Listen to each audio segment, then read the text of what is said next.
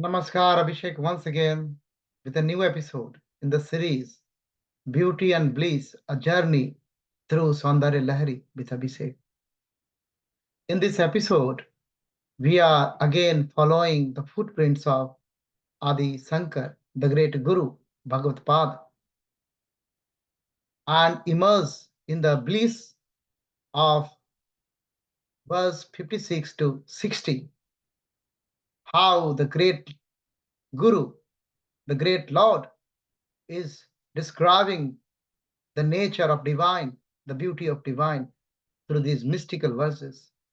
Although I'm just touching the surface of these mystical verses, these verses are speaking a lot, a lot, and a lot. Let's come. Verse 56. Samunamilit samvit kamala makarandarai karsikam bhaje hans doyam kimapi mahatam manasacharam यदापा यदालापादष्टादशगुणितविद्या परिणतिर् यदा दत्ते दोषाद्गुणा अखिलमानम आ भयादयः पया इव. O goddess, O mother, O divine mother, I meditate upon the pair of swan, the Hans, two Hans. O mother, I meditate upon the pair of swan that relish the nectar from the lotus of consciousness and dwell in the minds of the great sages. From their conversation, 18 kind of wisdom arises, and they extract virtues from vices. Just they, just as they separate milk from the water. How Swan is doing. That buddhi, that apohan, that buddhi, that intellect of discrimination arises only by the blessing of the goddess. That's why I told like a philosophy and the poetic and the devotion and the tantra and the everything he integrated. Only Adi Shankar can do this. Only he can do. हे देवी, मैं उस अद्भुत हंस के जोड़े का ध्यान करता हूं जो ज्ञान के कमल के एकमात्र मधुरस का पान करता है और जो महान आत्माओं के मन में विचरण करता है. उनके संवाद से 18 प्रकार की विद्याएं विकसित होती. वे 200 से गुणों को ऐसे ग्रहण करता है जैसे जल से दूध को अलग कर लेते हैं, जैसे हंस जल से दूध को अलग कर लेते. So in this verse, he is talking about the image of the Hans, swans, as a symbol of wisdom and the discrimination. The apohan, Bhagavan said in Gita also. So these divine swans drink the nectar of the pure consciousness and reside in the mind of the enlightened soul. Their discourse gives rise to the 18 form of Vidyas. 18 form of knowledge is going more than the Sola Kala and all. And they possess the unique ability to separate virtues from the vices also. Much like the way a swan is said to separate milk from the water. So this is highlighting the goddess role as a source of refined wisdom, as a source of, as a only source of discriminatory intellect, the refined wisdom and the spiritual insight. She is the source only. That is being described. Now through the verse 57, Adi Shankar is coming, describing, revealing Tanu Chachaya Viste Taruna Tarani Sri Sarani Viha दिवं सर्वाम उर्मीं रूनीम अनीमग्नान अस्मरति यः भवनतास्याश्रयान्त हरिणशाली नयनाः सहोरस्वाने Sen साग्रगति गृणतः शशिमुहा. O goddess, O mother, those who meditate on your delicate radiance, which resemble the rays of the rising sun, perceive the entire world as immersed in a soft crimson glow. Such devotees, with eyes as calm as deer, enjoy a life filled with peace and love, radiating a soothing grace like the gentle moon. हे देवी, हे देवी, जो भक्त तुम्हारी कोमल आभा से युक्त सुंदर लालिमा की किरणों का ध्यान करते हैं, जो उगते हुए सूर्य की किरणों के समान है, उस भक्त के चारों ओर यह संपूर्ण धरती लालिमा में डूबी हुई प्रतीत होती है. उनके हृदय में शांति और प्रेम की भावना होती है और उनके जीवन में सौम्यता और आनंद के साथ चंद्रमा की तरह शीतलता बनी रहती है. चंद्रमा की तरह शीतलता बनी. Through this verse 57, Adi Shankar is describing the goddess radiance, and he compared that one to the soft rays of the rising sun, that symbolizing the dawn of the spiritual awareness. And meditating on this divine light cause that causes the world to appear bathed in the crimson hue, in the crimson hue, that indicating the transformating effect of the goddess grace and devotees perception. So these devotees, like calm deer, embody tranquility and gentleness, and their lives are blessed with the soothing serenity of the moon. To this verse, Adi Shankar is explaining. Now, in the verse 58, Adi Shankar is coming, is blessing more. Sarajaushana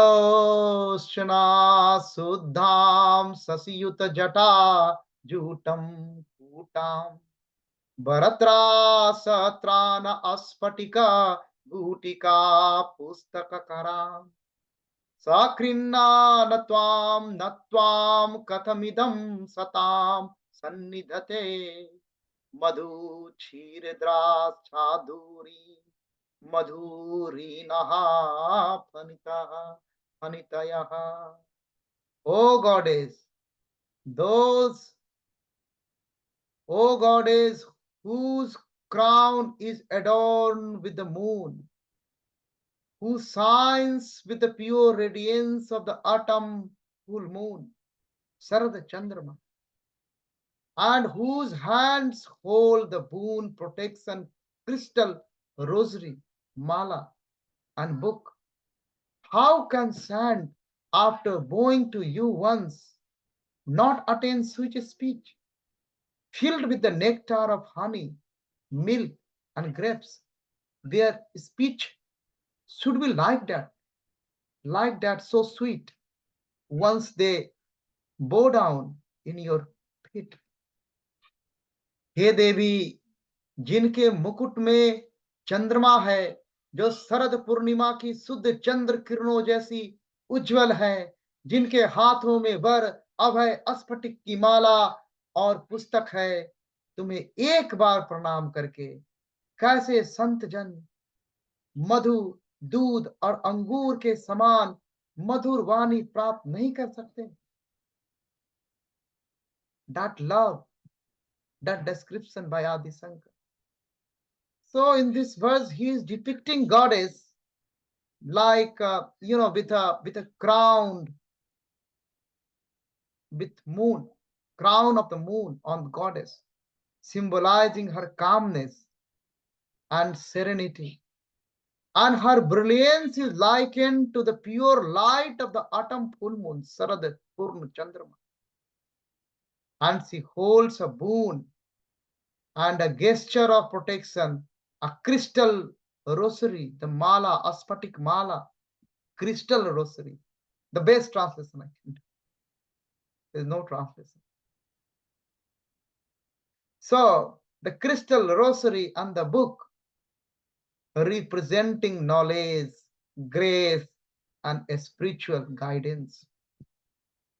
This verse is also inquiring, suggesting also that those who bow down with her devotion will be blessed with the gift of sweet, eloquent speech, as sweet as honey, as sweet as milk, as sweet as grapes, symbolizing the divine grace.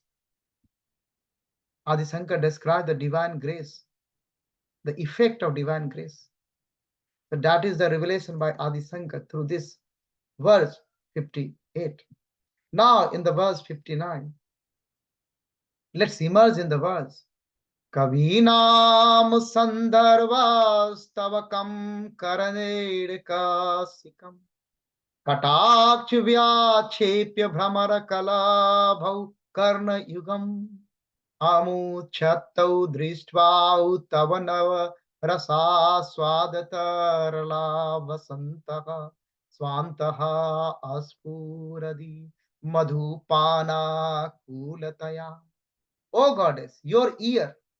Now he is talking about goddess ear, Khan, Karn, Yugal, dono Khan, both ear. O goddess, your ear, restless like bees due to the glances of your eyes. Delight solely in the nectar of poets' verses, inspired by your sweet gaze. The hearts of poet The hearts of poets overflow with the essence of the nine emotions, buzzing like bees intoxicated by the fragrance of spring flower. हे देवी, तुम्हारे कर्ण युगल दोनों कान, हे देवी तुम्हारे कर्ण युगल जो तुम्हारे कटाक्षों के कारण भ्रमरों की तरह चंचल है, कवियों की कविताओं में मकरंद का एक मात्र आस्वादन करते, तुम्हारी मधुर दृष्टि से प्रेरित होकर कवियों के हृदय में नव रसों का अनुभव उमड़ता है और बसंत ऋतु के मदमस्त मधुमक्खियों की तरह उनका हृदय उमंग से भर जाता है. हाउ पोएटिक आदि Shankar is at the moment. Very beautifully, very poetically, he is comparing the goddess ear, Karn Yugal, to the bees, honey bees, that are always drawn to the nectar like sweetness of the poet's word. Her playful glances also he is describing here. Her playful glances sparks creativity, filling poets' hearts with the nine rasas. The ras is creating here. That's very philosophical and very important aspect of anyone's life. So that are essential for poetry and art also, those rasas, nine rasas, navras. And the emotions, much like the intoxicated bees in spring, fill the poet with a sense of delight and inspiration. That is the revelation of verse 59. Now verse 50, Adi Shankar is blessing us. प्रदीप ज्वालारधि वीर दिवसा कर निराजन विधि सुधा सेतु चंद्रार्का द्विज बसूराना कायूरियम सुधाम अभ्यसंतः अस्फुट जलाद शुभ्रम तब बपुः कदा संभोह सामुचयम् रिपुम्रीडरूपेण बीजायै. O goddess, like the ritual of offering light to the sun, your body shines brighter than both the sun and moon. Sun and moon's brightness is nothing in front of brightness of your body. Your form is like nectar, purer and cleaner like crystal water. By meditating on your divine form, when will I attain union with Shiva? When I will attain union with Shiva, the conqueror of all enemies, the conqueror of all enemies. हे देवी, सूर्य की किरणों के द्वारा की गई आरती की तरह तुम्हारे शरीर की कांति चंद्रमा और सूर्य से भी अधिक उज्जवल है. तुम्हारा स्वरूप अमृत के समान है और वह निर्मल जल से भी अधिक शुद्ध और शुभ्र है. तुम्हारे ध्यान में लीन होकर कब मुझे शिव के साथ सामुज्य की प्राप्ति होगी? कब मुझे शिव के साथ सामुज्य की प्राप्ति होगी, जो सभी शत्रुओं को पराजित करने वाला है, जो सभी शत्रुओं को पराजित कर. That beautiful verse is talking about the radiance and the purity of the goddess and comparing her form to the sun and the moon and to the nectar also. And Adi Shankar expresses the longing of the spiritual union with Shiva. That chatpatahat he is talking here. The spiritual union with the Shiva, the Supreme, by meditating upon the goddess luminous and the spotless form. And the ultimate goal is to achieve Samujya, Shiv Samujya, the oneness with the Shiva, the oneness with the divine, where all the obstacle, all the enemies, symbolic of the egos, symbolic of the ignorance here, are conquered through this union. How beautifully, how poetically, and how philosophically Adi Shankar put forwarded this wisdom. We are feeling blessed. Jai Shankar, Jai Shankar, Jai Shankar. Har Har Mahadev, Har Har Mahadev, Har Har Mahadev. Jai Gurudev, Jai Gurudev, Jai Gurudev.